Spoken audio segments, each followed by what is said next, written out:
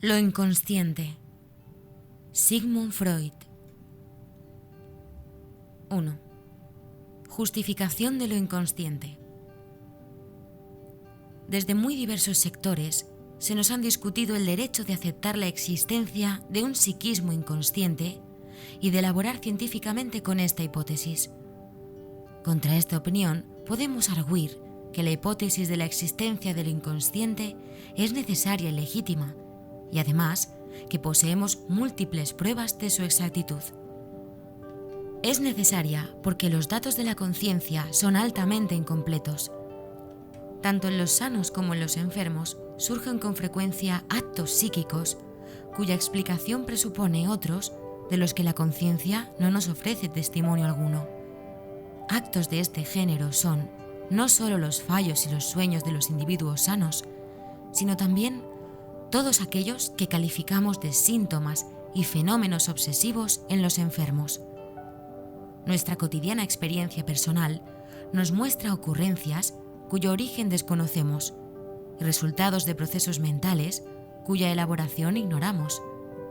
Todos estos actos conscientes resultarán faltos de sentido y coherencia si mantenemos la teoría de que la totalidad de nuestros actos psíquicos ha de sernos dada a conocer por nuestra conciencia, y en cambio quedarán ordenados dentro de un conjunto coherente e inteligible si interpolamos entre ellos los actos inconscientes deducidos.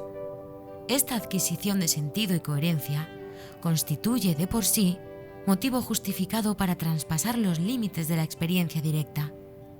Y si luego comprobamos que tomando como base la existencia de un psiquismo inconsciente, podemos estructurar una actividad eficacísima por medio de la cual influimos adecuadamente sobre el curso de los procesos conscientes, tendremos una prueba irrebatible de la exactitud de nuestra hipótesis.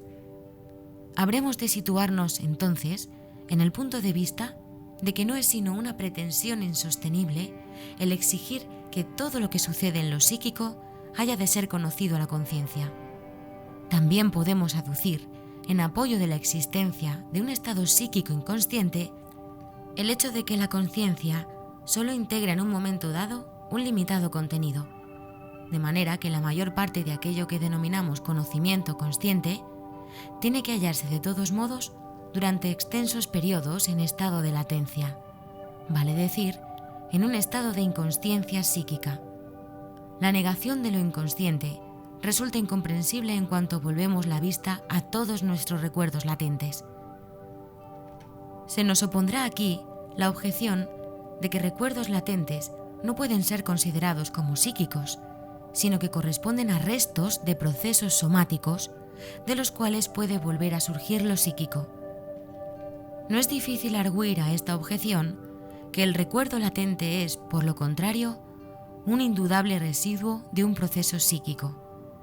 Pero es aún más importante darse cuenta de que la objeción discutida reposa en una asimilación de lo consciente a lo psíquico, y esta asimilación es o una petición de principio que no deja lugar a la interrogación de si todo lo psíquico tiene también que ser consciente, o una pura convención. En este último caso, resulta, como toda convención, irrebatible, y solo nos preguntamos si resulta en realidad tan útil y adecuada que hayamos de agregarnos a ella. Pero podemos afirmar que la equiparación de lo psíquico con lo consciente es por completo inadecuada.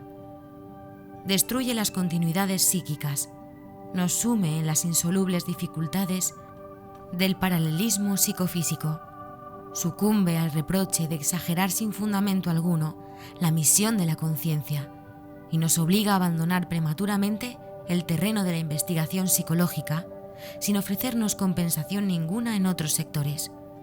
Por otra parte, es evidente que la discusión de si hemos de considerar como estados anímicos inconscientes o como estados físicos los estados latentes de la vida anímica amenaza convertirse en una mera cuestión de palabras. Así pues, es aconsejable situar en primer término aquello que de la naturaleza de tales estados nos es seguramente conocido. Ahora bien, los caracteres físicos de estos estados no son totalmente inaccesibles.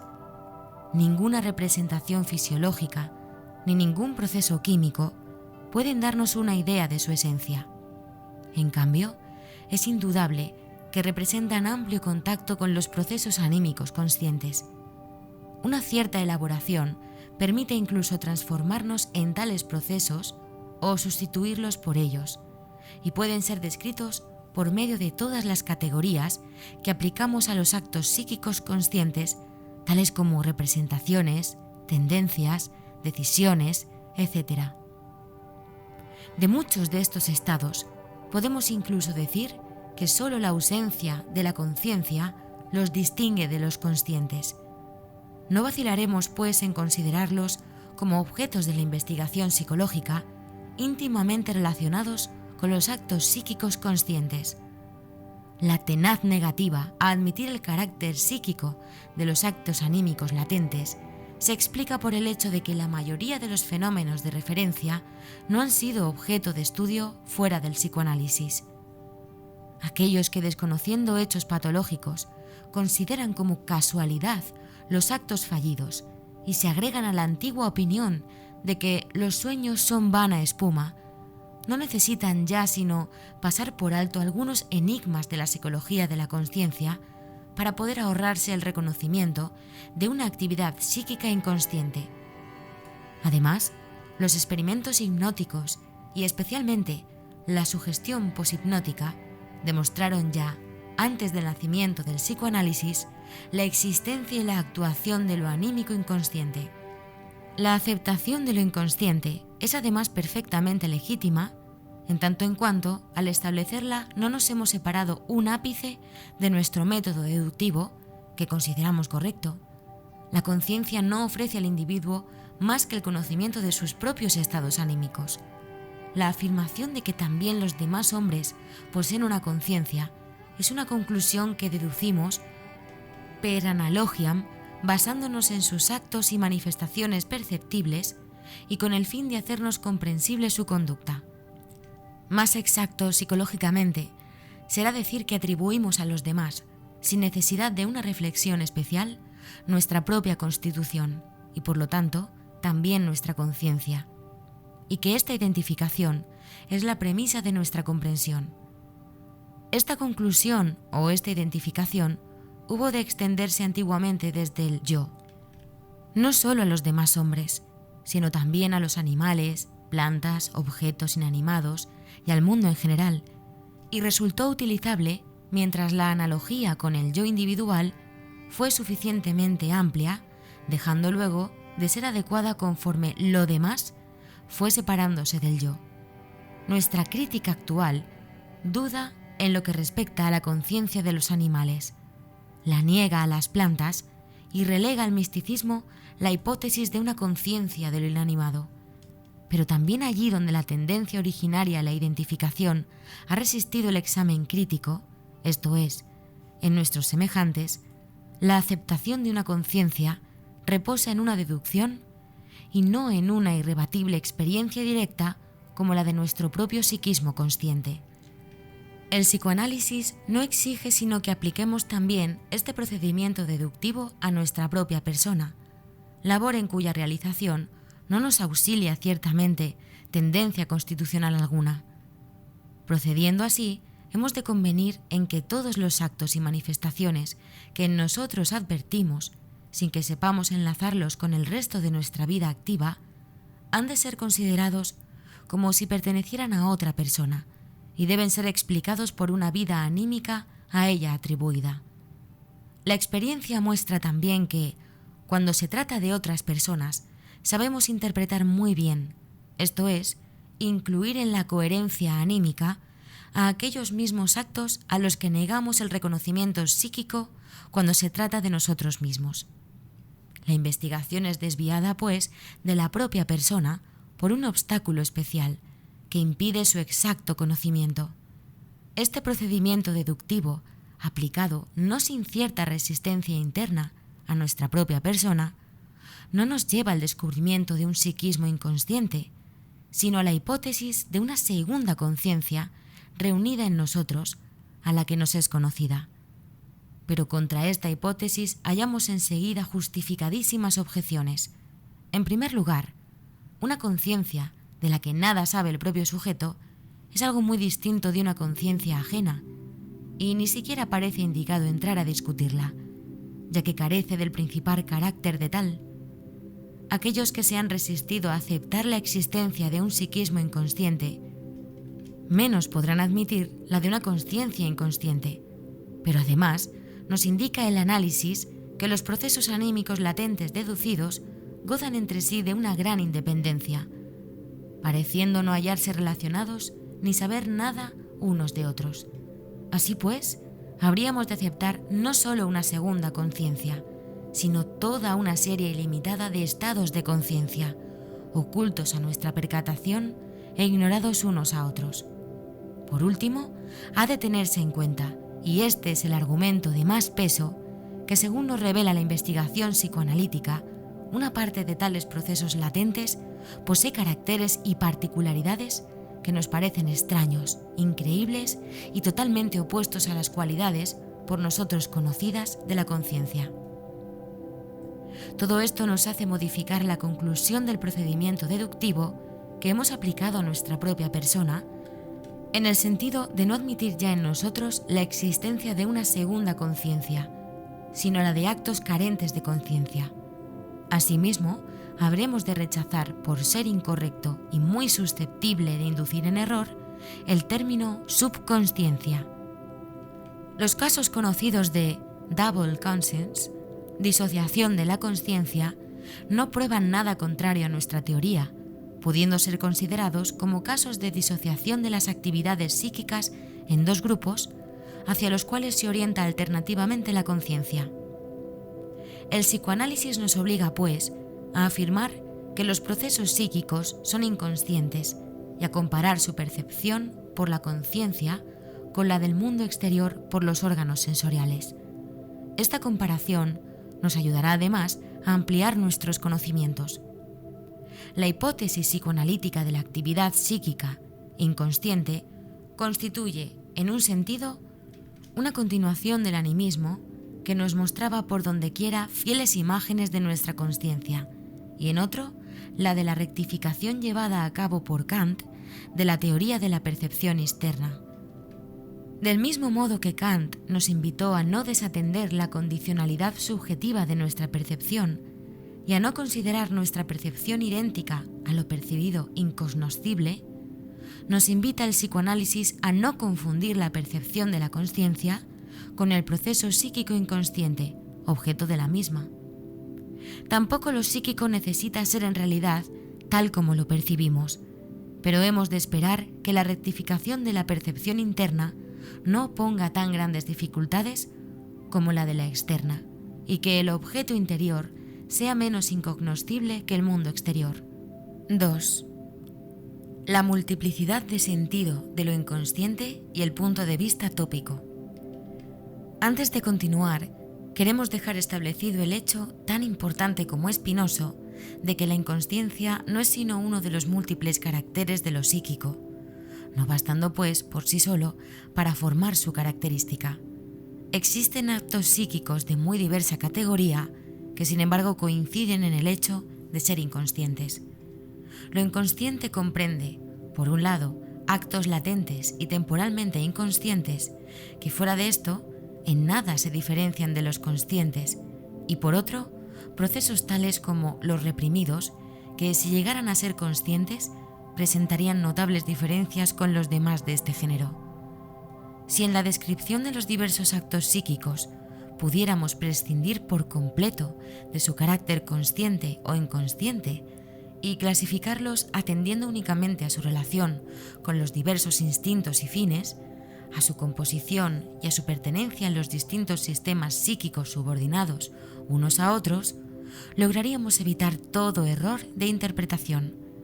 Pero no siéndonos posible proceder en esta forma, por oponerse a ello varias e importantes razones, habremos de resignarnos al equívoco que ha de representar el emplear los términos consciente e inconsciente en sentido descriptivo unas veces y otras, cuando sean expresión de las pertenencias a determinados sistemas y de la posesión de ciertas cualidades en sentido sistemático. También podríamos intentar evitar la confusión designando los sistemas psíquicos reconocidos con nombres arbitrarios que no aludiesen para nada a la conciencia. Pero antes de hacerlo así, habríamos de explicar en qué fundamos la diferenciación de los sistemas, y en esta explicación nos sería imposible eludir el conocimiento que constituye el punto de partida de todas nuestras investigaciones. Nos limitaremos, pues, a emplear un sencillo medio auxiliar consistente en sustituir respectivamente los términos conciencia e inconsciente por las fórmulas CC e INC, siempre que usemos estos términos en sentido sistemático. Pasando ahora a la exposición positiva, afirmaremos que según nos demuestra el psicoanálisis, un acto psíquico pasa generalmente por 2 estados o 5 fases, entre los cuales se halla intercalada una especie de examen. La primera fase es inconsciente y pertenece al sistema INC. Si al ser examinado por la censura es rechazado, le será negado el paso a la segunda fase. Lo calificaremos de reprimido y tendrá que permanecer inconsciente. Pero si sale triunfante del examen, pasará a la segunda fase y a pertenecer al segundo sistema, o sea, al que hemos convenido en llamar sistema CC. Sin embargo, su relación con la conciencia no quedará fijamente determinada por tal pertenencia. No es todavía consciente, pero sí capaz de conciencia, según la expresión de J. Breuer. Quiere esto decir que bajo determinadas condiciones puede llegar a ser, sin que a ello se oponga resistencia especial alguna, objeto de la conciencia. Atendiendo a esta capacidad de conciencia, damos también al sistema CC el nombre de preconsciente. Si más adelante resulta que también el acceso de lo preconsciente a la conciencia se haya codeterminado por una cierta censura, diferenciaremos más precisamente entre sí los PREC y CC. Mas por lo pronto nos bastará retener que el sistema PREC comparte las cualidades del sistema CC y que la severa censura ejerce sus funciones en el paso desde el inconsciente al preconsciente. Con la aceptación de estos 2 o 3 sistemas psíquicos, se ha separado el psicoanálisis un poco más de la psicología descriptiva de la conciencia, planteándose un nuevo acervo de problemas y adquiriendo un nuevo contenido. Hasta aquí se distinguía principalmente de la psicología, por su concepción dinámica, de los procesos anímicos, al cual viene a agregarse ahora su aspiración a atender también a la tópica psíquica y a indicar dentro de qué sistema o entre qué sistemas se desarrolla un acto psíquico cualquiera. Esta aspiración ha valido al psicoanálisis el calificativo de psicología de las profundidades. Más adelante, hemos de ver cómo todavía integra otro interesantísimo punto de vista. Si queremos establecer seriamente una óptica de los actos anímicos, habremos de comenzar por resolver una duda que enseguida se nos plantea. Cuando un acto psíquico, limitándonos aquí a aquellos de la naturaleza de una representación, pasa del sistema inconsciente al sistema consciente, hemos de suponer que con este paso se halla enlazada una nueva fijación, o como pudiéramos decir, una segunda inscripción de la representación de que se trate, inscripción que de este modo podrá resultar integrada en una nueva localidad psíquica y junto a la cual continúa existiendo la primitiva inscripción inconsciente? ¿O será más exacto admitir que el paso de un sistema a otro consiste en un cambio de estado que tiene un efecto en el mismo material y en la misma localidad? Esta pregunta puede parecer abstrusa, pero es obligado plantearla si queremos formarnos una idea determinada de la tópica psíquica, esto es, de la tercera dimensión psíquica. Resulta difícil de contestar porque va más allá de lo puramente psicológico y entra en las relaciones del aparato anímico con la anatomía. La investigación científica ha demostrado irrebatiblemente la existencia de tales relaciones, mostrando que la actividad anímica se halla enlazada a la función del cerebro como a ningún otro órgano. Más allá todavía, y aún no sabemos cuánto, nos lleva al descubrimiento del valor desigual de las diversas partes del cerebro y sus particulares relaciones con partes del cuerpo y actividades espirituales determinadas. Pero todas las tentativas realizadas para fijar, partiendo del descubrimiento antes citado, una localización de los procesos anímicos y todos los esfuerzos encaminados a imaginar almacenadas las representaciones en células nerviosas y transmitidos los 6 estímulos a lo largo de fibras nerviosas han fracasado totalmente. Igual suerte correría una teoría que fijase el lugar anatómico del sistema consciente, o sea, de la actividad anímica consciente en la corteza cerebral, y transfiriese a las partes subcorticales del cerebro los procesos inconscientes. Existe aquí una solución de continuidad cuya supresión no es posible llevar a cabo por ahora, ni entra tampoco en los dominios de la psicología. Nuestra tópica psíquica no tiene de momento nada que ver con la anatomía, refiriéndose a regiones del aparato anímico, cualquiera que sea el lugar que ocupen en el cuerpo y no localidades anatómicas. Nuestra labor en este aspecto es de completa libertad y puede proceder conforme vayan marcándoselo sus necesidades. De todos modos, no deberemos olvidar que nuestras hipótesis no tienen en un principio otro valor que el de simples esquemas aclaratorios. La primera de las dos posibilidades que antes expusimos, o sea, la de que la fase consciente de la representación significa una nueva inscripción de la misma en un lugar diferente, es desde luego la más grosera, pero también la más cómoda. La segunda hipótesis, o sea, la de un cambio de estado meramente funcional, es desde un principio más verosímil, pero menos plástica y manejable. Con la primera hipótesis, tópica, aparecen enlazadas la de una separación tópica de los sistemas inconsciente y consciente, y la posibilidad de que una representación exista simultáneamente en dos lugares del aparato psíquico, e incluso pase regularmente del uno al otro sin perder eventualmente su primera residencia o inscripción.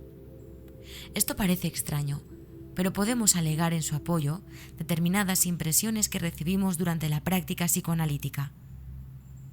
Cuando comunicamos a un paciente una representación por él reprimida en su día y adivinada por nosotros, esta revelación no modifica en nada, al principio, su estado psíquico. Sobre todo, no levanta la represión ni anula sus efectos, como pudiera esperarse, dado que la representación antes inconsciente ha devenido consciente. Por el contrario, solo se consigue al principio una nueva repulsa de la representación reprimida. Pero el paciente posee ya efectivamente en dos distintos lugares de su aparato anímico y bajo dos formas diferentes la misma representación. Primero posee el recuerdo consciente de la huella auditiva de la representación tal y como se la hemos comunicado, y además tenemos la seguridad de que lleva en sí, bajo su forma primitiva, el recuerdo inconsciente del suceso de que se trate. El levantamiento de la represión no tiene efecto en realidad hasta que la representación consciente entra en contacto con la huella mimética inconsciente después de haber vencido las resistencias. Solo el acceso a la conciencia de dicha huella mimética inconsciente puede acabar con la represión. A primera vista, parece esto demostrar que la representación consciente y la inconsciente son diversas inscripciones, tópicamente separadas del mismo contenido. Pero una reflexión más detenida nos prueba que la identidad de la comunicación con el recuerdo reprimido del sujeto es tan solo aparente. El haber oído algo y el haberlo vivido son dos cosas de naturaleza psicológica totalmente distinta, aunque posean igual contenido. No nos es factible de momento decidir entre las dos posibilidades indicadas. Quizá más adelante hallemos factores que nos permitirán tal decisión o descubramos que nuestro planteamiento de la cuestión ha sido insuficiente y que la diferenciación de las representaciones consciente e inconsciente ha de ser determinada de una forma completamente distinta. 3. Sentimientos inconscientes. Habiendo limitado nuestra discusión a las representaciones, podemos plantear ahora una nueva interrogación, cuya respuesta ha de contribuir al esclarecimiento de nuestra opinión teórica. dijimos que había representaciones conscientes e inconscientes. ¿Existirán también impulsos instintivos, sentimientos y sensaciones inconscientes? ¿O carecerá de todo sentido aplicar a tales elementos dichos calificativos? A mi juicio, la antítesis de consciente e inconsciente carece de aplicación al instinto. Un instinto no puede devenir nunca objeto de la conciencia. Únicamente puede serlo la idea que lo representa. Pero tampoco en lo consciente puede hallarse representado más que por una idea. Si el instinto no se enlazara a una idea, ni se manifestase como un estado afectivo, nada podríamos saber de él. Así pues, cuando empleando una expresión inexacta hablamos de impulsos instintivos, inconscientes o reprimidos, no nos referiremos sino a impulsos instintivos cuya representación ideológica es inconsciente. Pudiera creerse igualmente fácil dar respuesta a la pregunta de si, en efecto, existen sensaciones, sentimientos y afectos inconscientes. En la propia naturaleza de un sentimiento está el ser percibido, o sea, conocido por la conciencia. Así pues, los sentimientos, sensaciones y afectos carecerán de toda posibilidad de inconsciencia. Sin embargo, en la práctica psicoanalítica acostumbramos a hablar de amor, odio y cólera inconscientes e incluso empleamos la extraña expresión de conciencia inconsciente de la culpa o la paradójica de miedo inconsciente. Pero la situación es aquí completamente distinta. Puede suceder, en primer lugar, que un afecto o sentimiento sea percibido, pero erróneamente interpretado. Por la represión de su verdadera representación, se ha visto obligado a enlazarse a otra idea y es considerado entonces por la conciencia como una manifestación de esta última. Cuando reconstituimos el verdadero enlace, calificamos de inconsciente el sentimiento primitivo, aunque su afecto no fue nunca inconsciente, y solo su representación sucumbió al proceso represivo.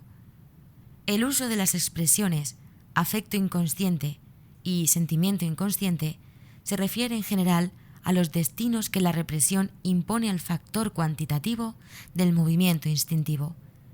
Véase nuestro estudio de la represión. Sabemos que tales testimonios son en número de 3. El afecto puede perdurar total o fragmentariamente como tal. Puede experimentar una transformación en otro montante de afecto, cualitativamente distinto, sobre todo en angustia, o puede ser reprimido, esto es, coartado en su desarrollo. Estas posibilidades pueden estudiarse más fácilmente, quizá, en la elaboración onírica que en las neurosis. Sabemos también que la coerción del desarrollo de afecto es el verdadero fin de la represión y que su labor queda incompleta cuando dicho fin no es alcanzado. Siempre que la represión consigue impedir el desarrollo de afecto, llamamos inconscientes a todos aquellos afectos que reintegramos a su lugar al deshacer la labor represiva. Así pues, no puede acusársenos de inconsecuentes en nuestro modo de expresarnos. De todas maneras, al establecer un paralelo con la representación inconsciente, surge la importante diferencia de dicha representación perdura, después de la represión y en calidad de producto real, en el sistema inconsciente, mientras que al afecto inconsciente solo corresponde en este sistema una posibilidad de agregación que no pudo llegar a desarrollarse.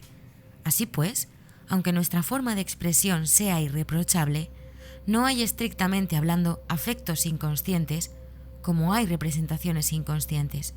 En cambio, puede haber muy bien en el sistema inconsciente productos afectivos que, como otros, llegan a ser conscientes. La diferencia procede en su totalidad de que las representaciones son cargas psíquicas y en el fondo cargas de huellas, mientras que los afectos y los sentimientos corresponden a procesos de descarga cuyas últimas manifestaciones son percibidas como sensaciones. En el estado actual de nuestro conocimiento de los afectos y sentimientos no podemos expresar más claramente esta diferencia. La comprobación de que la represión puede llegar a coartar la transformación del impulso instintivo en una manifestación afectiva presenta para nosotros un particular interés. Nos revela en efecto que el sistema consciente regula normalmente la afectividad y el acceso a la motilidad y eleva el valor de la represión, mostrándonos que no solo excluye de la conciencia lo reprimido, sino que le impide también provocar el desarrollo de afecto y estimular la actividad muscular. Invirtiendo nuestra exposición, podemos decir que mientras el sistema consciente regula la afectividad y la motilidad, calificamos de normal el estado psíquico de un individuo. Sin embargo, no puede ocultársenos una cierta diferencia entre las relaciones del sistema dominante con cada uno de los dos actos afines de descarga.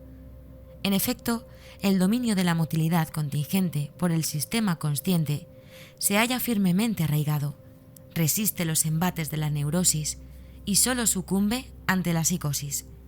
En cambio, el dominio que dicho sistema ejerce sobre el desarrollo de afecto es mucho menos consistente. Incluso en la vida normal puede observarse una constante lucha de los sistemas consciente e inconsciente por el dominio de la afectividad, delimitándose determinadas esferas de influencia y mezclándose las energías actuantes. La significación del sistema consciente o preconsciente con respecto al desarrollo de afecto y la acción nos descubre la de representación sustitutiva en la formación de la enfermedad. El desarrollo de afecto puede emanar directamente del sistema inconsciente y en este caso tendrá siempre el carácter de angustia, la cual es la sustitución regular de los efectos reprimidos, pero con frecuencia el impulso instintivo tiene que esperar a hallar en el sistema consciente una representación sustitutiva y entonces se hace posible el desarrollo de afecto, partiendo de dicha sustitución consciente, cuya naturaleza marcará al afecto su carácter cualitativo. Hemos afirmado que en la represión queda separado el afecto de su representación, después de lo cual sigue cada uno de estos elementos su destino particular. Esto es indiscutible desde el punto de vista descriptivo, pero en realidad el afecto no surge nunca hasta después de conseguir una nueva representación en el sistema consciente. 4. Tópica y dinámica de la represión. Hemos llegado a la conclusión de que la represión es un proceso que recae sobre representaciones y se desarrolla en la frontera entre los sistemas inconsciente y consciente. Vamos ahora a intentar describirlo más minuciosamente. Tiene que efectuarse en él una sustracción de carga psíquica, pero hemos de preguntarnos en qué sistema se lleva a cabo esta sustracción y a qué sistema pertenece la carga sustraída. La representación reprimida conserva en el sistema inconsciente su capacidad de acción. Debe pues conservar también su carga. Por lo tanto, lo sustraído habrá de ser algo distinto. Tomemos el caso de la represión propiamente dicha, tal y como se desarrolla en una representación preconsciente o incluso consciente. En este caso, la represión no puede consistir sino en la carga preconsciente, perteneciente al sistema preconsciente. Es sustraída a la representación. Esta queda entonces descargada. Recibe una carga emanada del sistema inconsciente o conserva la carga inconsciente que antes poseía. Así pues, hallamos aquí una sustracción de la carga preconsciente, una conservación de la inconsciente o una sustitución de la primera por la segunda. Vemos además que hemos basado, sin intención aparente, esta observación en la hipótesis de que el paso desde el sistema inconsciente a otro inmediato no sucede por una nueva inscripción, sino por un cambio de estado, o sea, en este caso, por una transformación de la carga. La hipótesis funcional ha derrotado aquí sin esfuerzo a la tópica. Este proceso de la sustracción de la libido no es, sin embargo, suficiente para explicarnos otros de los caracteres de la represión. No comprendemos por qué la representación que conserva su carga o recibe otra nueva, emanada del sistema inconsciente, no habría de renovar la tentativa de penetrar en el sistema preconsciente valiéndose de su carga. Habría pues de repetirse en ella la sustracción del líbido, y ese juego continuaría indefinidamente, pero sin que su resultado fuese el de la represión. Este mecanismo de la sustracción de la carga preconsciente fallaría también si se tratase de la represión primitiva, pues en ella nos encontramos ante una representación inconsciente que no ha recibido aún carga ninguna del sistema preconsciente y a la que, por lo tanto, no puede serle sustraída una tal carga. Necesitaríamos, pues, aquí de otro proceso que en el primer caso mantuviese la represión y en el segundo cuidase de constituirla y conservarla, proceso que no podemos hallar sino admitiendo una contracarga por medio de la cual se protege el sistema preconsciente contra la presión de la representación inconsciente. En diversos ejemplos clínicos veremos cómo se manifiesta esta contracarga, que se desarrolla en el sistema preconsciente y constituye no solo la representación del continuado esfuerzo de una represión primitiva, sino también la garantía de su duración. La contracarga es el único mecanismo de la represión primitiva. En la represión propiamente dicha, se agrega a él la sustracción de la carga preconsciente. Es muy posible que precisamente la carga sustraída a la representación sea la empleada para la contracarga. Poco a poco hemos llegado a introducir en la exposición de los fenómenos psíquicos un tercer punto de vista, agregando así al dinámico y al tópico el económico, el cual aspira a perseguir los destinos de las magnitudes de excitación y a establecer una estimación, por lo menos relativa, de los mismos. Considerando conveniente distinguir con un nombre especial este último sector de la investigación psicoanalítica, denominaremos metapsicológica a aquella exposición en la que consigamos describir un proceso psíquico conforme a sus relaciones dinámicas, tópicas y económicas. Anticiparemos que, dado el estado actual de nuestros conocimientos, solo en algunos lugares aislados conseguiremos desarrollar una tal exposición. Comenzaremos por una tímida tentativa de llevar a cabo una descripción metapsicológica del proceso de represión en las 3 neurosis de transferencia conocidas. En ella podemos sustituir el término carga psíquica por el de líbido, pues sabemos ya que dichas neurosis dependen de los destinos de los instintos sexuales. En la histeria de angustia se desatiende con frecuencia una primera fase del proceso, perfectamente visible, sin embargo, para un observador cuidadoso. Consiste esta fase en que la angustia surge sin que se haya percibido el objeto que la origina. Hemos de suponer, pues, que en el sistema inconsciente existía un sentimiento erótico que aspiraba a pasar al sistema preconsciente, pero la carga de que tal sentimiento fue objeto por parte de este sistema se retiró de él como en un intento de fuga, y la carga inconsciente del líbido de la representación rechazada fue derivada en forma de angustia. Al repetirse eventualmente el proceso, se dio un primer paso hacia el vencimiento del penoso desarrollo de angustia. La carga en fuga pasó a una representación sustitutiva, asociativamente enlazada a la representación rechazada, pero sustraída por su alejamiento de ella a la represión, sustitución por desplazamiento, y permitió una racionalización del desarrollo de angustia aún incoercible. La representación sustitutiva desempeña entonces para el sistema consciente el papel de una contracarga, asegurándolo contra la emergencia de la representación reprimida en el sistema consciente y constituyendo, por otro lado, el punto de partida de un desarrollo de angustia incoercible ya. La observación clínica nos muestra, por ejemplo, que un niño enfermo de zoofobia siente angustia en 2 distintas condiciones. Primeramente, cuando el impulso erótico reprimido experimenta una intensificación, y en segundo lugar, cuando es percibido el animal productor de angustia. La representación sustitutiva se conduce en el primer caso como un lugar de transición desde el sistema inconsciente al sistema consciente, y en el otro como una fuente independiente de la génesis de angustia. La extensión del dominio del sistema consciente suele manifestarse en que la primera forma de excitación de la representación sustitutiva deja su lugar cada vez más ampliamente a la segunda. el niño acaba a veces por conducirse como si no entrañara inclinación ninguna hacia su padre, si hubiese libertado de él en absoluto y tuviera realmente miedo al animal. Pero este miedo, alimentado por la fuente instintiva inconsciente, se muestra superior a todas las influencias emanadas del sistema consciente y delata de este modo tener su origen en el sistema inconsciente.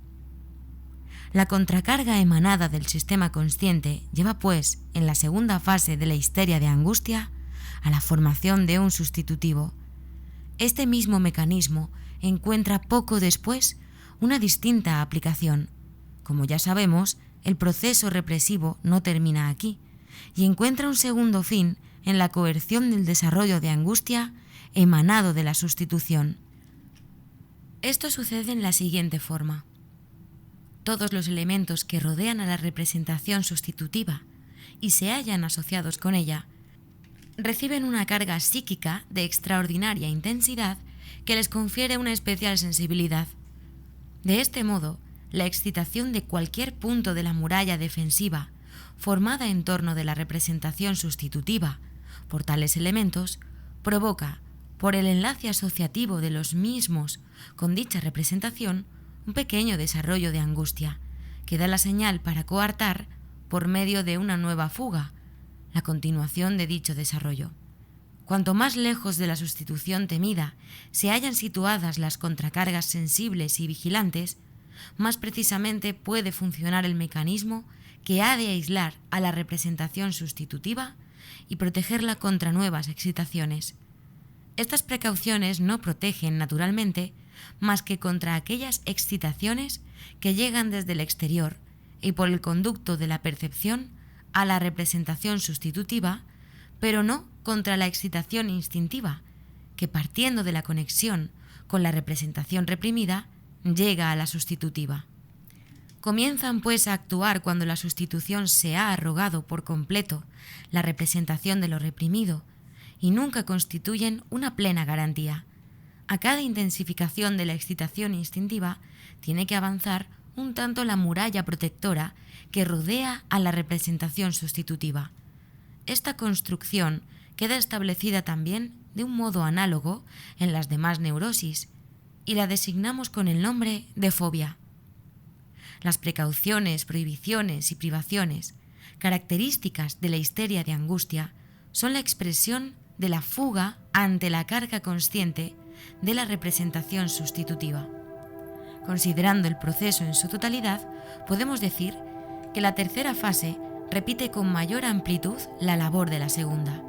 El sistema consciente se protege ahora contra la actividad de la representación sustitutiva por medio de la contracarga de los elementos que le rodean, como antes se protegía por medio de la carga de la representación sustitutiva contra la emergencia de la representación reprimida. La formación de sustitutivos por desplazamiento queda continuada en esta forma. Al principio, el sistema consciente no ofrecía sino un único punto, la representación sustitutiva, accesible al impulso instintivo reprimido. En cambio, luego, toda la construcción fóbica constituye un campo abierto a las influencias inconscientes. Por último, hemos de hacer resaltar el interesantísimo punto de vista de que por medio de todo el mecanismo de defensa puesto en actividad, queda proyectado al exterior el peligro instintivo. El yo se conduce como si la amenaza del desarrollo de angustia no procediese de un impulso instintivo, sino de una percepción, y puede por lo tanto reaccionar contra esta amenaza exterior por medio de las tentativas de fuga que suponen las precauciones de la fobia. En este proceso represivo se consigue poner un dique a la génesis de angustia, pero solo a costa de graves sacrificios de la libertad personal. Ahora bien, el intento de fuga ante una aspiración instintiva es en general inútil, y el resultado de la fuga fóbica es siempre insatisfactorio. Gran parte de las circunstancias observadas en la histeria de angustia se repite en las otras dos neurosis. Podemos, pues, limitarnos a señalar las diferencias y a examinar la misión de la contracarga. En la histeria de conversión es transformada la carga instintiva de la representación reprimida en una inervación del síntoma. ¿Hasta qué punto y bajo qué condiciones queda avenada la representación inconsciente por esta descarga, sintiéndole ya posible cesar en su aspiración hacia el sistema consciente? Son cuestiones que habremos de reservar para una investigación especial de la histeria. La función de la contracarga que parte del sistema consciente resalta claramente en la histeria de conversión y se nos revela en la formación de síntomas. La contracarga es la que elige el elemento de la representación del instinto en el que ha de ser concentrada toda la carga del mismo. Este fragmento elegido para síntoma cumple la condición de dar expresión tanto al fin optativo del movimiento instintivo como a la aspiración defensiva o punitiva del sistema consciente. Por lo tanto, es traducido y mantenido por ambos lados como la representación sustitutiva de la histeria de angustia. De esta circunstancia, podemos deducir que el esfuerzo represivo del sistema consciente no necesita ser tan grande como la energía de carga del síntoma, pues la intensidad de la representación se mide por la contracarga empleada, y el síntoma no se apoya solamente en la contracarga, sino también en la carga instintiva condensada en él y emanada del sistema inconsciente. Con respecto a la neurosis obsesiva, bastará añadir una sola observación a las ya expuestas. En ella se nos muestra más visiblemente que en las otras neurosis, la contracarga del sistema consciente, esta contracarga, organizada como una formación reactiva, es que lleva a cabo la primera represión y en la que tiene efecto después la emergencia de la representación reprimida. Del predominio de la contracarga y de la falta de derivación depende, a nuestro juicio, que la obra de la represión aparezca menos conseguida en la histeria de angustia y en la neurosis obsesiva que en la histeria de conversión. 5. Cualidades especiales del sistema inconsciente. La diferenciación de los dos sistemas psíquicos adquiere una nueva significación cuando nos damos cuenta de que los procesos del sistema inconsciente muestran cualidades que no volvemos a hallar en los sistemas superiores inmediatos. El nódulo del sistema inconsciente está constituido por representaciones de instintos que aspiran a derivar su carga, o sea, por impulsos optativos. Estos impulsos instintivos se hallan coordinados entre sí y coexisten sin influir unos sobre otros ni tampoco contradecirse. Cuando dos impulsos optativos, cuyos fines nos parecen inconciliables, son activados al mismo tiempo, no se anulan recíprocamente, sino que se unen para formar un fin intermedio, o sea, una transacción. En este sistema no hay negación ni duda alguna, ni tampoco grado alguno de seguridad. Todo esto es aportado luego por la labor de la censura que actúa entre los sistemas inconsciente y preconsciente. La negación es una sustitución de la represión. En el sistema inconsciente no hay sino contenidos más o menos enérgicamente cargados. En cambio, reina en él una mayor movilidad de las intensidades de carga.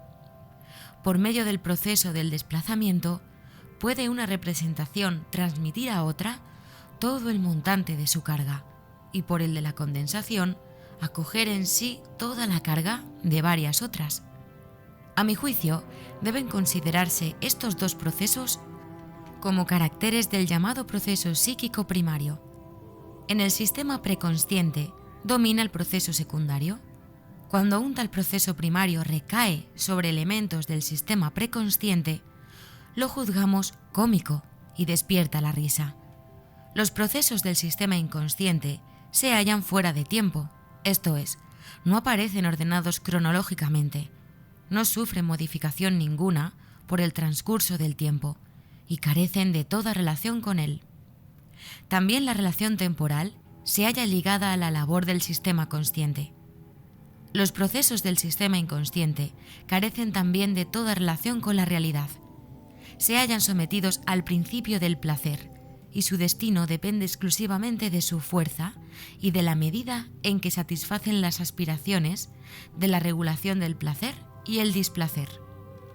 Resumiendo, diremos que los caracteres que esperamos encontrar en los procesos pertenecientes al sistema inconsciente son la falta de contradicción, el proceso primario, movilidad de las cargas, la independencia del tiempo y la sustitución de la realidad exterior por la psíquica.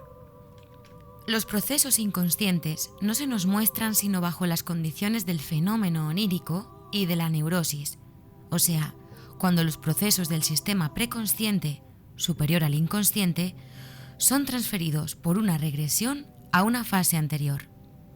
De por sí, son incognoscibles e incapaces de existencia, pues el sistema inconsciente es cubierto muy pronto por el preconsciente que se apodera del acceso a la conciencia y a la motilidad. La descarga del sistema inconsciente tiene lugar por medio de la inervación somática y el desarrollo de afecto. Pero también estos medios de descarga les son diputados, como ya sabemos, por el sistema preconsciente. Por sí solo, no podría el sistema inconsciente provocar en condiciones normales ninguna acción muscular adecuada, con excepción de aquellas organizadas ya como reflejos. La completa significación de los caracteres antes descritos del sistema inconsciente se nos revelaría en cuanto los comparásemos con las cualidades del sistema preconsciente. Pero esto nos llevaría tan lejos que preferimos aplazar dicha comparación hasta ocuparnos del sistema superior. Así pues, solo expondremos ahora lo más indispensable. Los procesos del sistema preconsciente muestran ya, sea conscientes o solo capaces de conciencia, una coerción de la tendencia a la descarga de las representaciones cargadas. Cuando el proceso pasa de una representación a otra, conserva la primera una parte de su carga y solo queda desplazado un pequeño montante de la misma. Los desplazamientos y condensaciones quedan excluidos o muy limitados. Esta circunstancia ha impulsado a J. Breuer a admitir los diversos estados de la energía de carga en la vida anímica. Un estado tónicamente fijo y otro libremente móvil que aspira a la descarga. A mi juicio, representa esta diferenciación nuestro más profundo conocimiento de la esencia de la energía nerviosa, y no veo cómo podría prescindirse de él. Sería una urgente necesidad de la exposición metapsicológica, aunque quizá todavía una empresa demasiado atrevida, proseguir la discusión partiendo de este punto.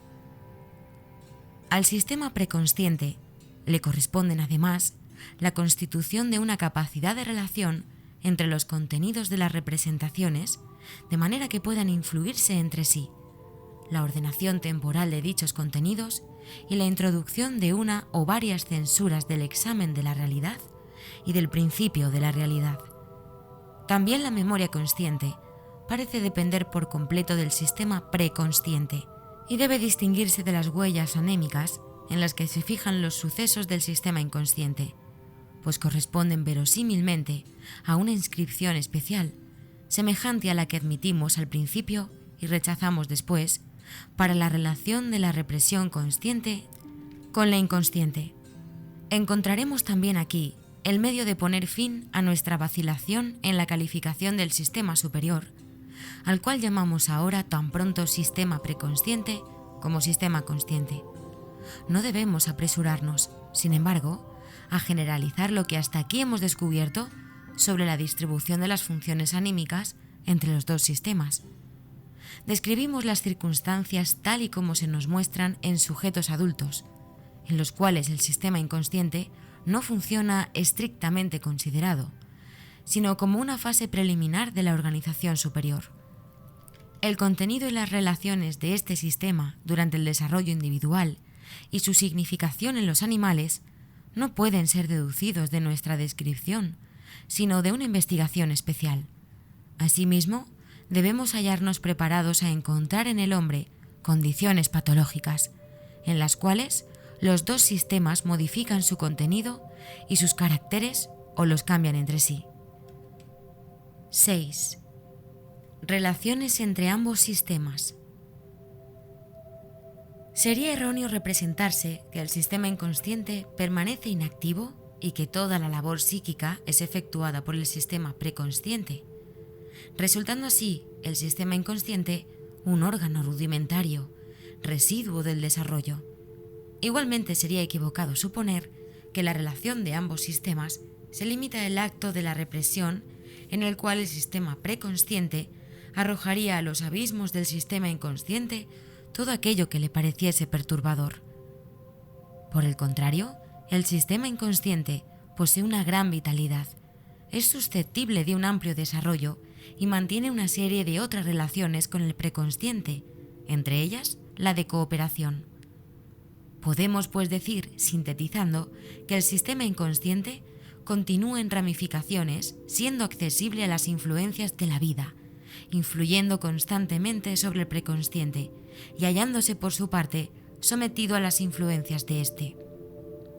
El estudio de las ramificaciones del sistema inconsciente defraudará nuestra esperanza de una separación esquemáticamente precisa entre los dos sistemas psíquicos. Esta decepción hará considerar insatisfactorios nuestros resultados y será probablemente utilizada para poner en duda el valor de nuestra diferenciación de los procesos psíquicos. Pero hemos de alegar que nuestra labor no es sino la de transformar en una teoría los resultados de la observación y que nunca nos hemos obligado a construir, de buenas a primeras, una teoría absolutamente clara y sencilla. Así pues, defenderemos sus complicaciones mientras demuestren corresponder a la observación y continuaremos esperando llegar con aquella a un conocimiento final de la cuestión que, siendo sencillo en sí, refleje, sin embargo, las complicaciones de la realidad. Entre las ramificaciones de los impulsos inconscientes, cuyos caracteres hemos descrito, existen algunas que reúnen en sí las determinaciones más expuestas. Por un lado, presentan un alto grado de organización, se hallan exentas de contradicciones, han utilizado todas las adquisiciones del sistema consciente y apenas se diferencian de los productos de este sistema, pero en cambio son inconscientes e incapaces de conciencia. Pertenecen pues cualitativamente al sistema preconsciente, pero efectivamente al inconsciente. Su destino depende totalmente de su origen y podemos compararlas con aquellos mestizos, semejantes en general a los individuos de la raza blanca, pero que delatan su origen mixto por diversos rasgos visibles y quedan así excluidos de la sociedad y del goce de las prerrogativas de los blancos. Aquellos productos de la fantasía de los normales y de los neuróticos, que reconocimos como fases preliminares de la formación de sueños y de síntomas, productos que a pesar de su alto grado de organización permanecen reprimidos y no pueden por lo tanto llegar a la conciencia, son formaciones de este género. Se aproximan a la conciencia y permanecen cercanos a ella sin que nada lo estorbe, mientras su carga es poco intensa, pero en cuanto ésta alcanza una cierta intensidad, quedan rechazados. Ramificaciones de lo inconsciente igualmente organizadas son también las formaciones sustitutivas, pero éstas consiguen el acceso a la conciencia merced a una relación favorable, por ejemplo, merced a su conciencia con una contracarga del sistema preconsciente. Investigando más detenidamente en otro lugar las condiciones del acceso a la conciencia, lograremos resolver muchas de las dificultades que aquí se nos oponen. Para ello, creemos conveniente invertir el sentido de nuestro examen, y si hasta ahora hemos seguido una dirección ascendente partiendo del sistema inconsciente y elevándonos hacia el sistema consciente, tomaremos ahora este último como punto de partida. Frente a la conciencia hallamos la suma total de los procesos psíquicos que constituyen el reino de lo preconsciente. Una gran parte de lo preconsciente procede de lo inconsciente, constituye una ramificación de tal sistema y sucumbe a una censura antes de poder hacerse consciente. En cambio, otra parte de dicho sistema preconsciente es capaz de conciencia sin previo examen por la censura. Queda aquí contradicha una de nuestras hipótesis anteriores. En nuestro estudio de la represión, nos vimos forzados a situar entre los sistemas inconsciente y preconsciente la censura, que decide el acceso a la conciencia, y ahora encontramos una censura entre el sistema preconsciente y el consciente. Pero no deberemos ver en esta compilación una dificultad, sino aceptar que a todo paso, desde un sistema a un sistema inmediatamente superior, esto es, a todo progreso hacia una fase más elevada de la organización psíquica, corresponde una nueva censura. La hipótesis de una continua renovación de las inscripciones queda de este modo anulada. La causa de todas estas dificultades es que la conciencia, único carácter de los procesos psíquicos que nos es directamente dado, no se presta en absoluto a la distinción de sistemas. La observación nos ha mostrado que lo consciente no es siempre consciente, sino latente también durante largos espacios de tiempo, y además que muchos de los elementos que comparten las cualidades del sistema preconsciente no llegan a ser conscientes. Más adelante, hemos de ver asimismo que el acceso a la conciencia queda limitado por determinadas orientaciones de su atención. La conciencia presenta de este modo, con los sistemas y con la represión, relaciones nada sencillas. En realidad, sucede que no solo permanece ajeno a la conciencia lo psíquico reprimido, sino también una parte de los sentimientos que dominan a nuestro yo, o sea, la más enérgica antítesis funcional de lo reprimido. Por lo tanto, si queremos llegar a una consideración metapsicológica de la vida psíquica, hablaremos de aprender a emanciparnos de la significación del síntoma conciencia. Mientras no llegamos a emanciparnos en esta forma, queda interrumpida nuestra generalización por continuas excepciones.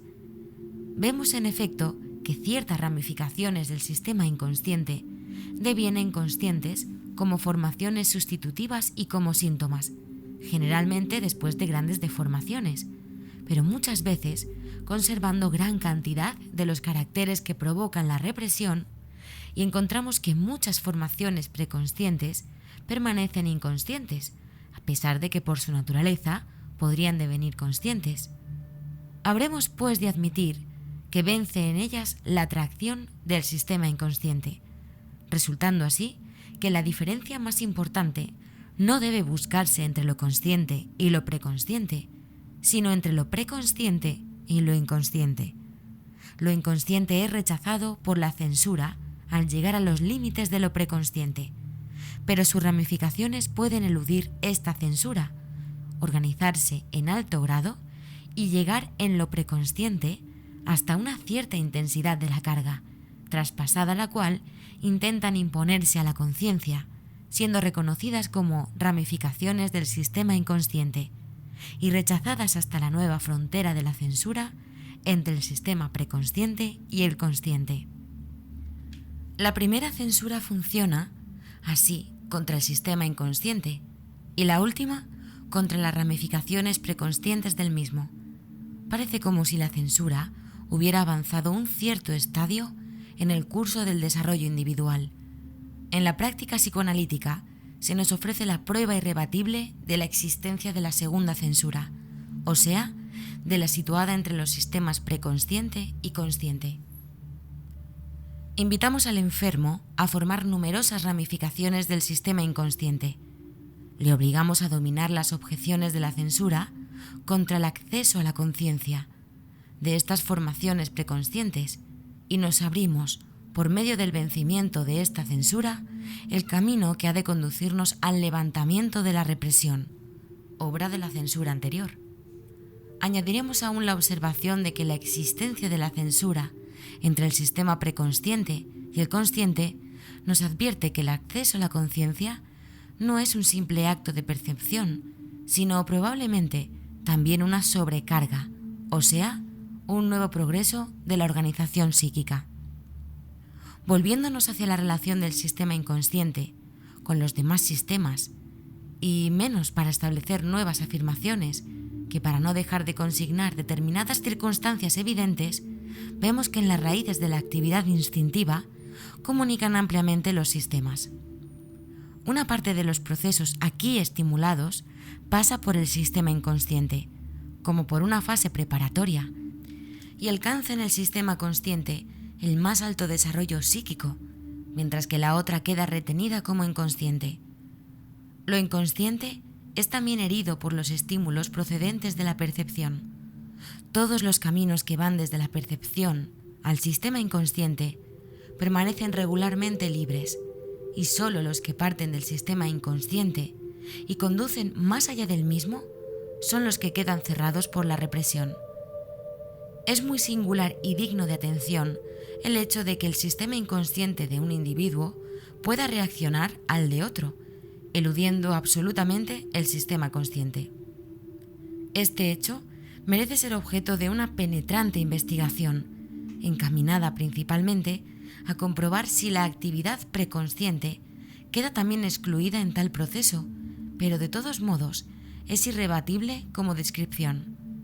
El contenido del sistema preconsciente o consciente procede en parte de la vida instintiva por mediación del sistema inconsciente y en parte de la percepción. No puede determinarse hasta qué punto los procesos de este sistema son capaces de ejercer sobre el sistema inconsciente una influencia directa.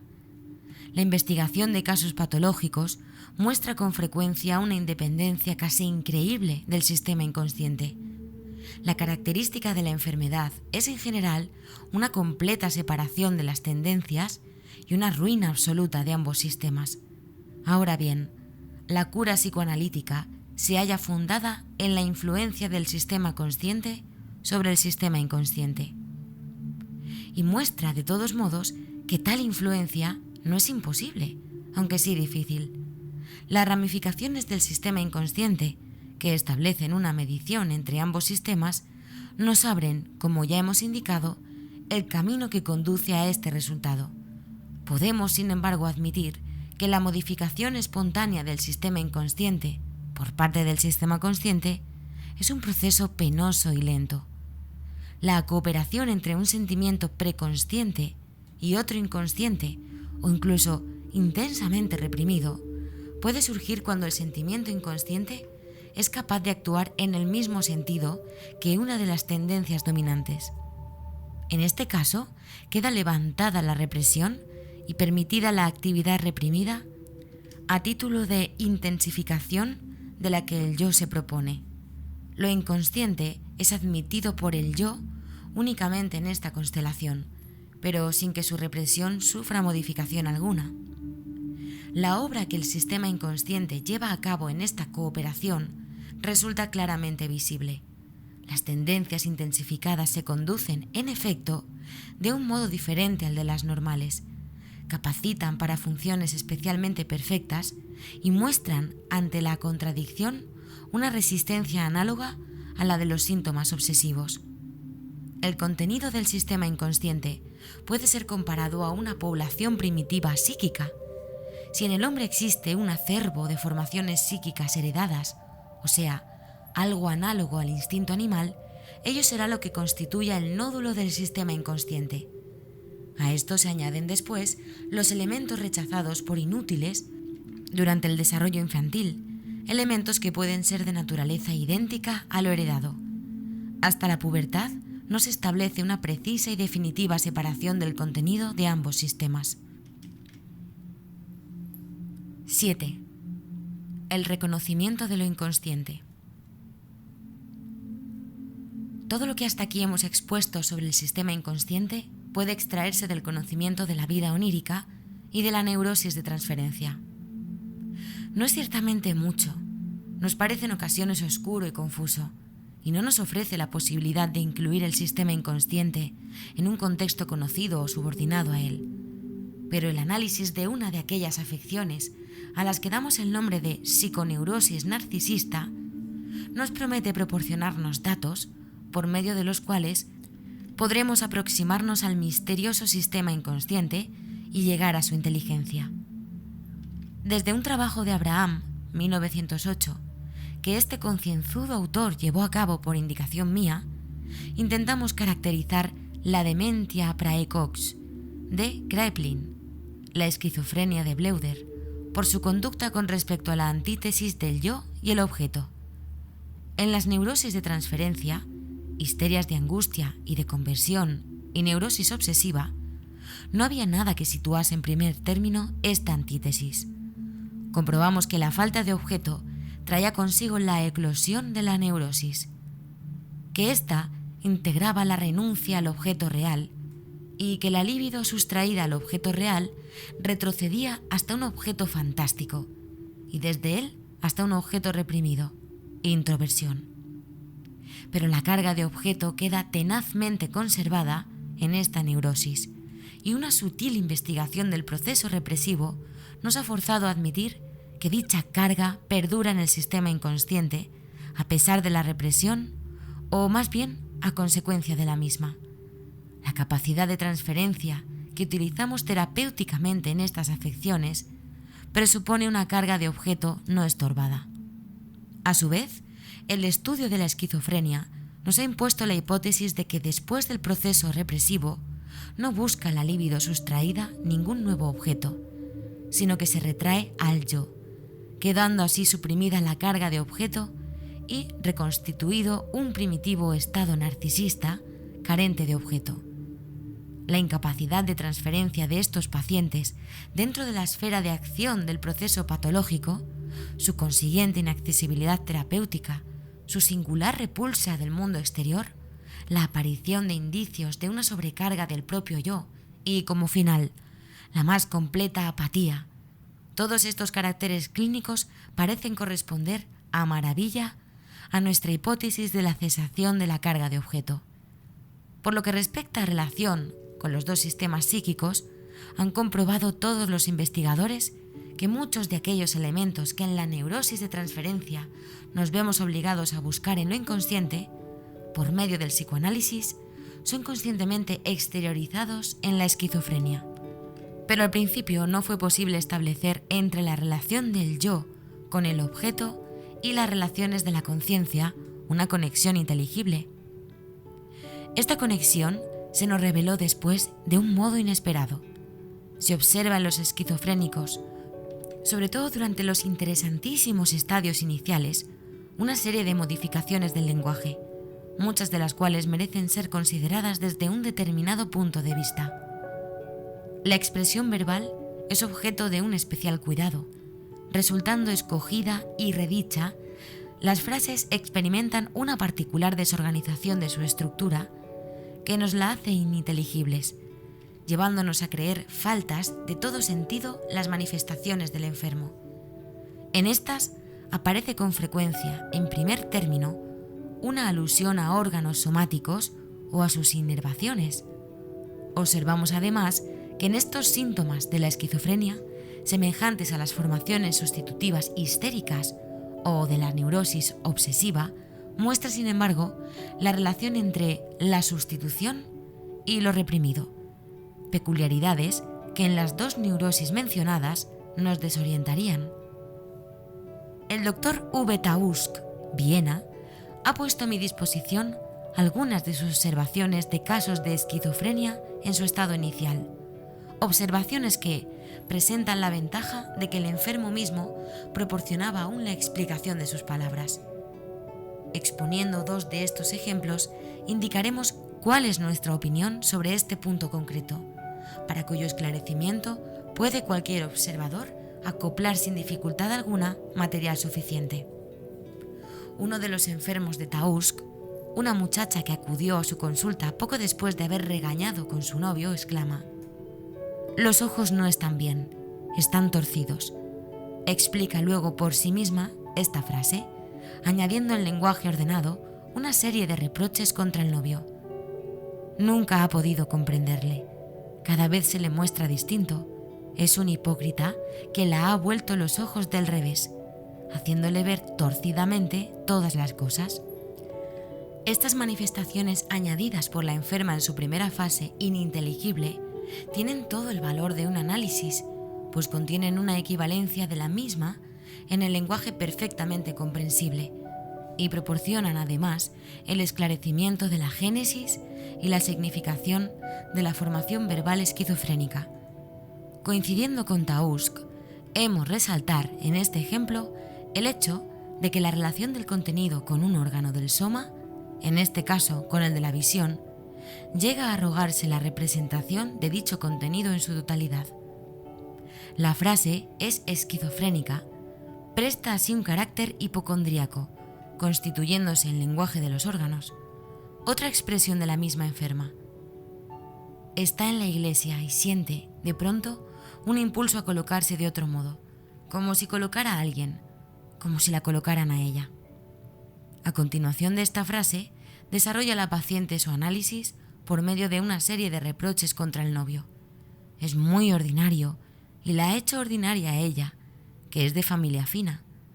La ha hecho igual que a él, haciéndola creer que él le era superior, y ahora ha llegado a ser ella como él, porque creía que llegaría a ser mejor si conseguía igualarse a él.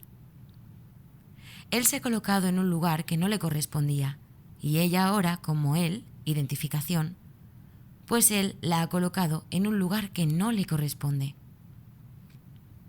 El movimiento de colocarse de otro modo, observa Tausk, es una representación de la palabra fingir y de la identificación con el novio. Hemos de hacer resaltar aquí, nuevamente, el predominio de aquel elemento del proceso mental cuyo contenido es una inervación somática, o más bien su sensación. Además, una histérica hubiera torcido convulsivamente los ojos en el primer caso, y en el segundo habría realizado el movimiento indicado, en lugar de sentir el impulso a realizarlo o la sensación de llevarlo a cabo, y sin poseer en ninguno de los dos casos pensamiento consciente alguno, enlazado con el movimiento ejecutado, ni ser capaz de exteriorizarlo después. Estas dos observaciones testimonian de aquello que hemos denominado lenguaje hipocondríaco o de los órganos, pero además atraen nuestra atención sobre un hecho que puede ser comprobado a voluntad, por ejemplo, en los casos reunidos en la monografía de Bleuler y concretado en una fórmula. En la esquizofrenia quedan sometidas las palabras al mismo proceso que forman las imágenes oníricas, partiendo de las ideas latentes del sueño, o sea, el proceso psíquico primario. Las palabras quedan condensadas y se transfieren sus cargas unas a otras por medio del desplazamiento. Este proceso puede llegar hasta conferir a una palabra, apropiada para ello, por sus múltiples relaciones, la representación de toda la serie de ideas. Los trabajos de Breuer, Jung y sus discípulos ofrecen material más que suficiente para comprobar esta afirmación.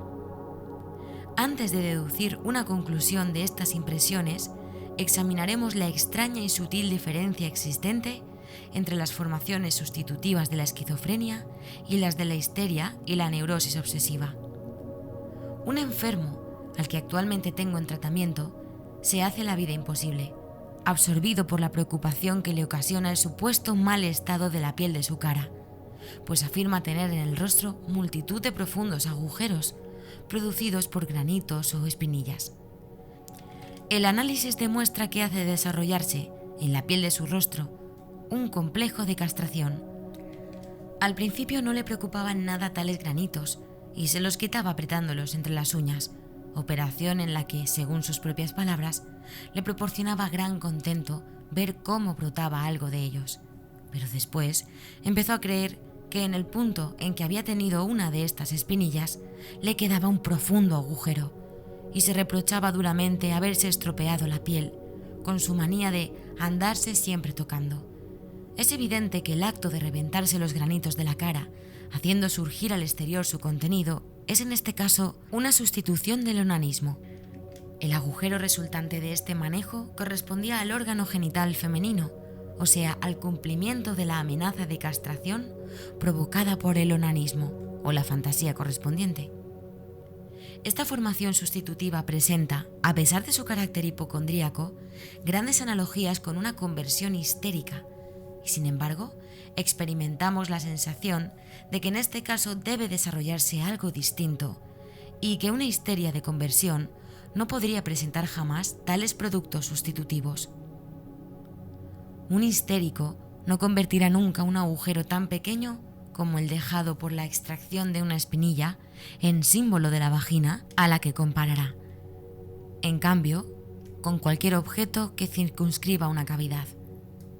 Creemos también que la multiplicidad de los agujeros le impediría igualmente tomarlos como símbolo del genital femenino. Lo mismo podríamos decir de un joven paciente cuya historia clínica relató el doctor Tausk hace ya años, ante la Sociedad Psicoanalítica de Viena. Este paciente se conducía en general como un neurótico obsesivo. Necesitaba largas horas para asearse y vestirse, etc., pero presentaba el singularísimo rasgo de explicar espontáneamente, sin resistencia alguna, la significación de sus inhibiciones. Así, al ponerse los calcetines, le perturbaba la idea de tener que estirar las mallas del tejido, produciendo en él pequeños orificios, cada uno de los cuales constituía para él el símbolo del genital femenino. Tampoco este simbolismo es propio de un neurótico obsesivo.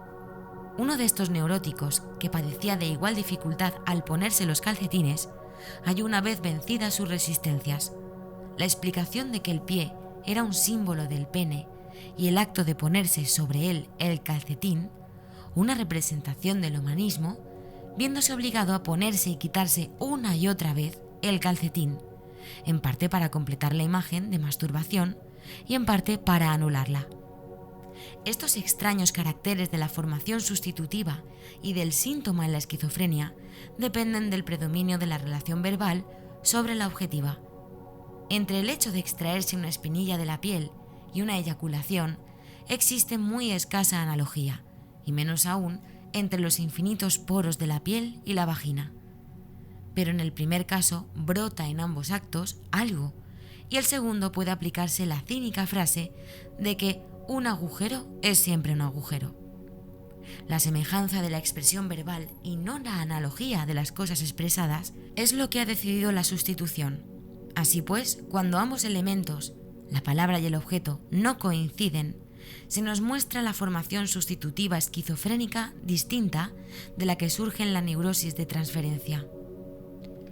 Esta conclusión nos obliga a modificar nuestra hipótesis de que la carga de objetos queda interrumpida en la esquizofrenia y a reconocer que continúa siendo mantenida la carga de las representaciones verbales de los objetos. La representación consciente del objeto queda así descompuesta en dos elementos, la representación verbal y la objetiva, consistente esta última en la carga, no ya de huellas némicas objetivas directas, sino de la huella némica más lejana, derivada de la primera. Creemos descubrir aquí cuál es la diferencia existente entre una representación consciente y una representación inconsciente. No son, como supusimos, distintas inscripciones del mismo contenido en diferentes lugares psíquicos, ni tampoco diversos estados funcionales de la carga en el mismo lugar. Lo que sucede es que la representación consciente integra la representación objetiva más la correspondiente representación verbal, mientras que la inconsciente es tan solo la representación objetiva. El sistema inconsciente contiene las cargas objetivas de los objetos, o sea, las primeras y verdaderas cargas de objeto. El sistema preconsciente nace a consecuencia de la sobrecarga de la representación objetiva por su conexión con las representaciones verbales a ella correspondientes. Habremos de suponer que en estas sobrecargas son las que traen consigo una más elevada organización psíquica y hacen posible la sustitución del proceso primario por el proceso secundario dominante en el sistema preconsciente. Podemos ahora expresar más precisamente qué es lo que la represión niega a las representaciones rechazadas en la neurosis de transferencia. Les niega la traducción en palabras, las cuales permanecen enlazadas al objeto.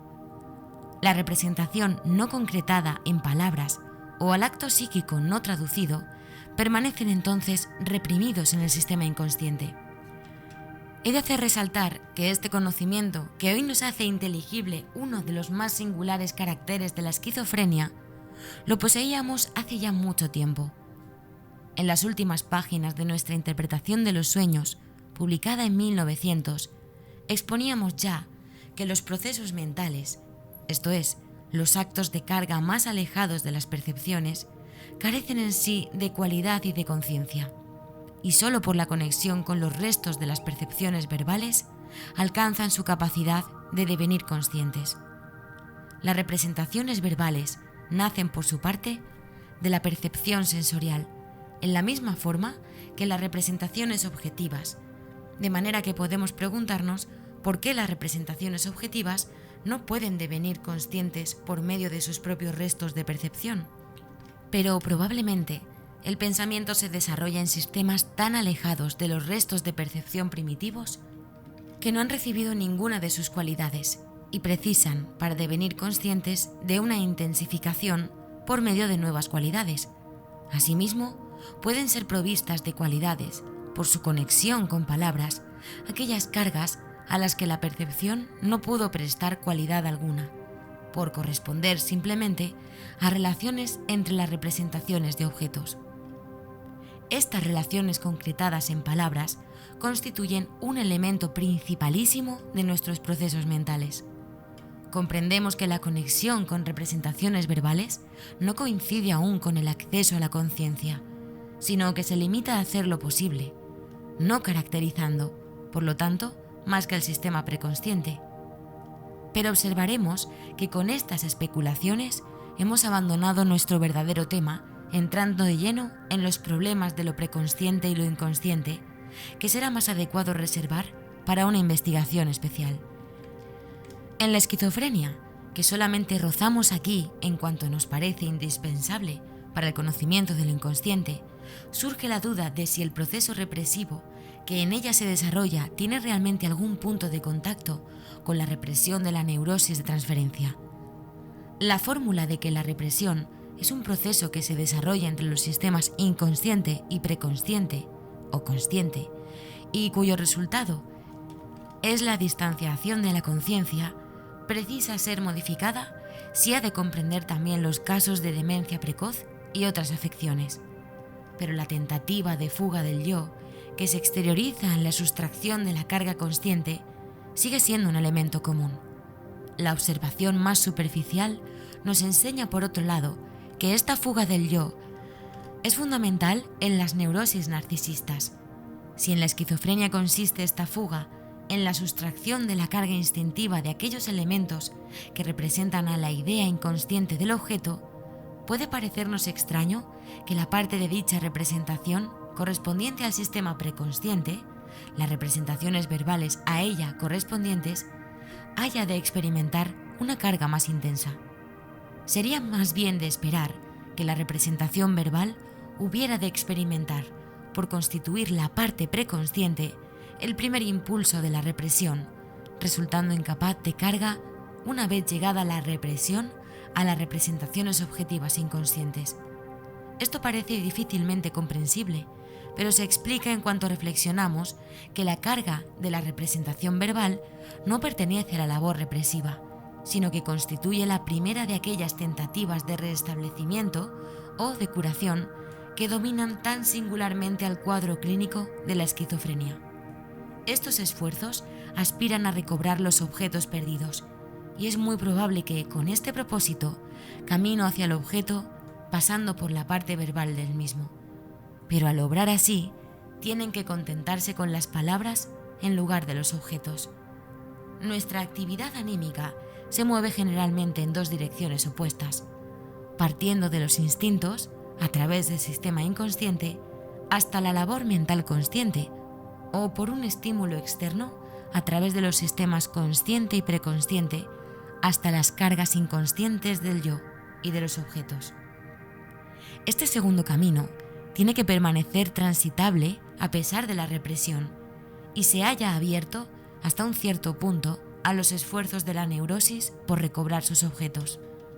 Cuando pensamos abstractamente, corremos el peligro de desatender las relaciones de las palabras con las representaciones objetivas inconscientes, y no puede negarse que nuestro filosofar alcanza entonces una indeseada analogía de expresión y de contenido con la labor mental de los esquizofrénicos.